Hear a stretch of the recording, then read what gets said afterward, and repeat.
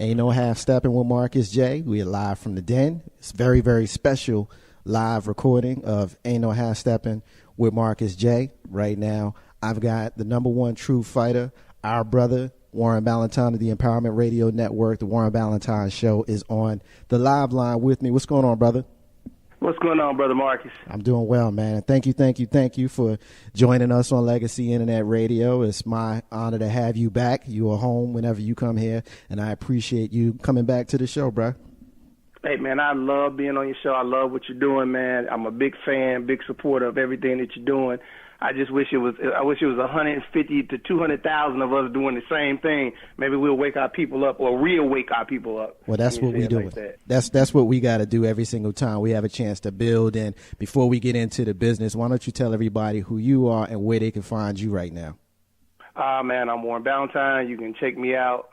Follow me on Twitter at Truthfighter1, at Truthfighter1. I always post where you can hear me at. You can hear me on the Russ Parr Show, Ricky Smiley Show, and then, of course, my own show every day from 10 to 1 Eastern on the Empowerment Radio Network. Or if you're in one of the cities that I'm on the terrestrial side of the radio, you can pick me up live. I can dig it. I want to jump right into it. One of the biggest themes that we've had on the Warren Ballentine Show for the last few months is group economics and empowerment. And we know a lot about what's going on in Flint. One of the things that I get a little bit frustrated with is people seem to think because it's not on the news every day like it had been, that there's still not stuff that's going on that needs to go on in Flint. And so why don't you tell the Legacy Internet Radio listeners what you've got going on your show, which I am a part of, as it relates to what's going on in Flint? Well, Flint is going to be Miami, South Beach all over again. And I'm saying it like that because in the 80s, I was a little boy in the 80s. But Miami had this wave of race riots and the property value got devalued. And, you could get condos on South Beach for as little as $50,000. Those same condos today are worth $1.5 million. Well, Flint, everybody knows it because of the lead situation in the water. But what people are not paying attention to with Flint is that they're about to put $1 billion of new piping and infrastructure into Flint.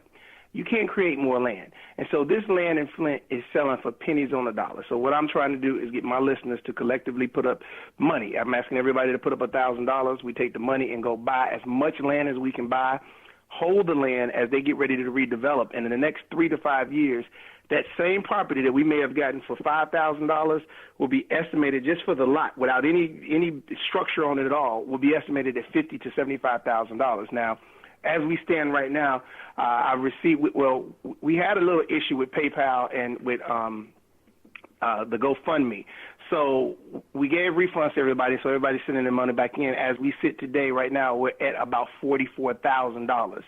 Hopefully, we're going to keep this going to July 14th. That's going to be the last cutoff date because some people are just getting refunds. But if we can get everybody to put their money back in, we should be close to $100,000 or a little bit more.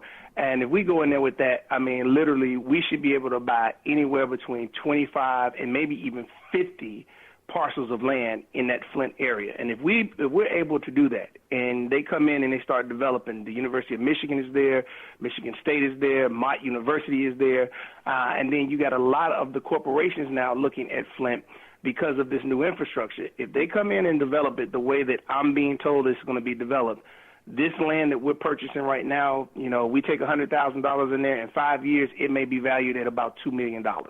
And that will be a win-win for everybody who participates because worst case scenario, you will triple your money. Best case scenario, you'll be a part of something that's worth $5 to $10 million down the line that you will be able to really negotiate all kind of things from that point. You'll be able to open up grocery stores, you'll be able to open up even manufacturing companies because you have enough collateral in the land to go to a bank and say, look, we want a $20 million loan to open up such and such and such and such. So the hope is that we get these people all together and we can get this money and we go in there and buy that property up. Now, we know that, whenever you try to do something, you're going to run into opposition. I'm well aware of the opposition that we ran into with PayPal and GoFundMe. How much you want to share with the Legacy Internet Radio listeners about the fight that we had to have just so that we can actually do something to empower our people with regards to group economics? Well, I'm gonna tell you, it's funny because, PayPal literally froze the account. They shut the account down because what was told to me was, well, black folks shouldn't be coming together putting their money.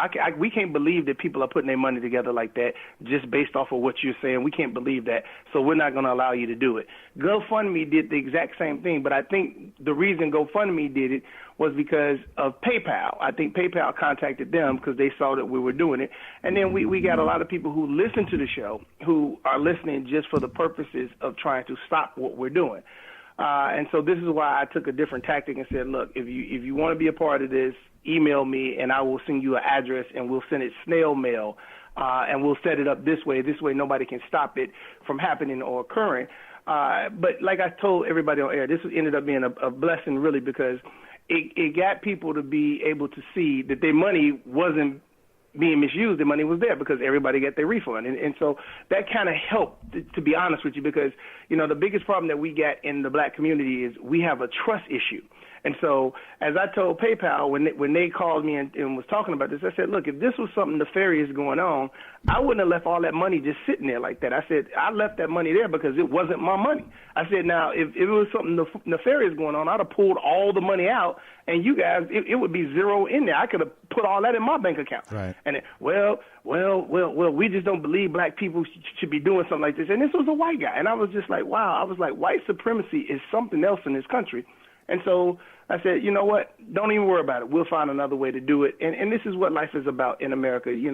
We as black people, we try to assimilate with everybody. But the reality of it is that even when we try to do something to empower each other, they don't want us to do it. I mean, you think about what Jesse Williams said at the BET Awards. They're calling him a racist. I'm glad you brought that up. For talking about what is real. Yeah. I mean, think about that. No, I'm glad you brought that up because I was about to. When you think about this man going up there and he speaks to his own experience and the experience of his own people. And first of all, they misuse the term racist. It just kind of gets me crazy every time I hear somebody want to call a person with no power racist. You can't be a racist unless you have power to affect people's lives. And, you know, he does not have that power. Having said that, there's a lot of ignorance that's going on from folks who are detractors of him. They got petitions try to keep the man from working and eating and stuff. It's crazy. How about you have a petition for someone that's in the KKK that, is a police officer or a judge or something like that? You want to have a petition their asses out of court. How about we do that? Well, the reality of it is this. This is why you saw the rise of Trump. This is why you see them trying to stop us from buying the land in Flint. The truth of the matter is this. In order for America to work, and most people don't realize this, and I talk about this a lot on my show, this is the United States of America, LLC. This is a business. In order for a business to thrive, you got to have worker bees, middle management, and upper management. Right. And we've been designated as the worker bees. Yeah. And if we try to get up to middle management or upper management, it's always a roadblock. There's always something there to try to stop us. And when we speak out about it and we try to change that, it gets even worse. Because then if they can't kill you, what they try to do is assassinate your name in the media, or they try to incarcerate you, or they try to label you as anti-Semitic or a racist. And this is what's going on with Jesse Williams.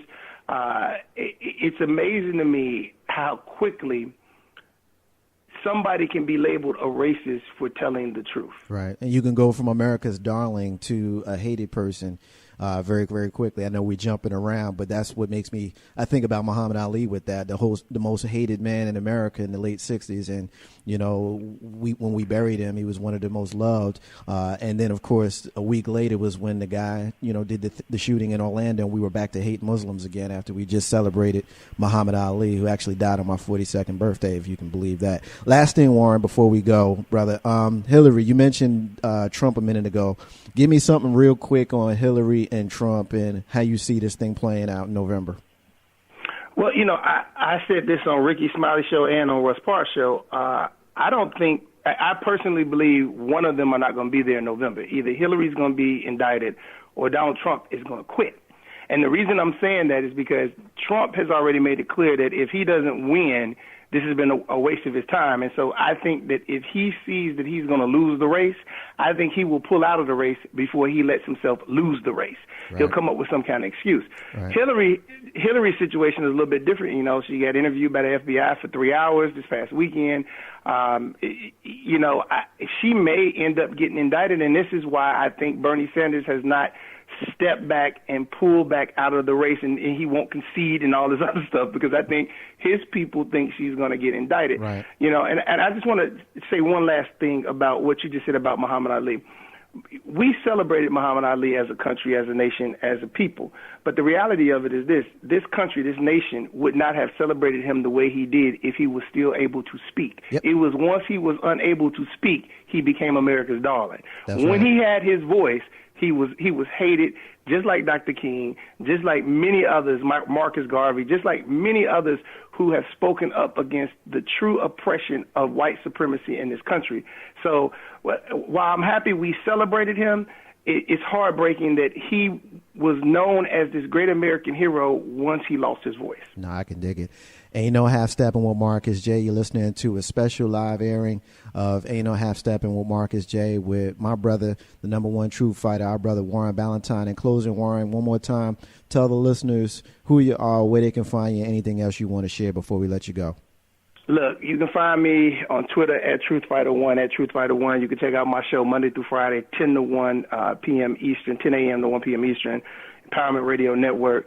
And Marcus J, I got to ask you this before we get out of here. Yes, sir. You got to go to state winning it next year. Now KD over there. Come on, you got to win in it. Come on, man. You know what? No, actually I don't. And it's crazy you asked me that, because I was telling the homies, and my brother K-Dub is listening to us right now in Atlanta. And I was telling him yesterday, even before Stephen A. said what he said, that was the worst thing that he could have ever done, to go and join the team that just spanked his tail, in the last couple of years. It to me, it destroyed a little bit of his legacy. And I'll be honest with you, I don't think that was going to be the final piece in Golden State. Everybody seems to think that it will be, but it's going to be hard to beat LeBron after he's gotten a taste of it in his hometown. So, I got to go back to the East with it. That's how I roll. I don't know, man. Look, I'm just going to keep it 100 here. Look, if them boys hitting their threes, this is simple mathematics to me. If they hitting their threes, I don't know how anybody beats them. I mean, you think about this. If you put a starting five out there of Iguodala, Draymond Green, Klay Thompson, Steph Curry, and KD, everybody on the court can hit a three. Everybody on the court can shoot the ball. I mean, you don't have one position. Yeah, you got an advantage at every position at that point. No, that's true. That's true. And I'll be honest with you, it's a little bit of disappointment that has me saying what I'm saying. If I'm analyzing what's going on the court, it's going to be very difficult for anybody who pays attention to not be able to see that Golden State has to be the odds-on favorite to win. If he stays, it's a 2-year deal with an opt-out after the first. But if he stays there for at least the next 2 years, it's going to be hard to see them doing anything other than winning the chip. I just hate the fact that all these bandwagon people are going to be claiming Golden State now. I'm Golden State. Of course. Look, I'm still rolling with my Bulls even though we lose. I'm still rolling with them. I mean, K-Dub and me are New York Knicks fans, and after what we pulled off, the highway robbery of stealing 2 of your starters, we're going to have a whole lot of people that's going to be on the New York Knicks bandwagon as well. So how about that? Yes, sir. Yes, sir. Brother Warren, thank you so much for taking your time and joining us here on Legacy Internet Radio. It's been my honor and a pleasure, of course, to talk with you again. And I look forward to building with you any opportunity that we have. I'm in this thing with you in Flint all the way to the end, and I don't think there's going to be one. We're going to do this. Yes, sir, brother. Be cool, brother. Take it easy.